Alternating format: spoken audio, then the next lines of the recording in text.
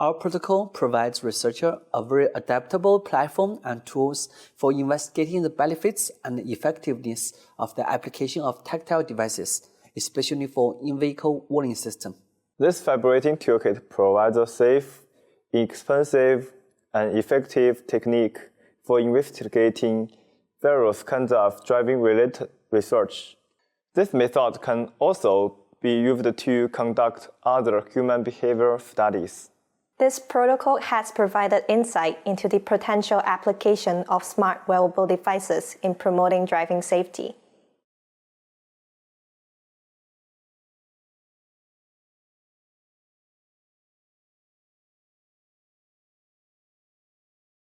To configure the driving simulation software for an experiment, open the folder of the driving simulation software, the runtime folder, and the config folder.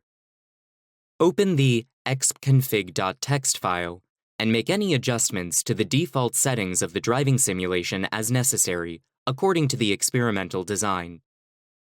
Configure the UDP settings if a UDP data transfer is required for the experiment, and use true or false to allow the timestamp data synchronization to a specific local network IP address via the Enable UDP Send Data Equals option to determine whether to enable the UDP for data transfer.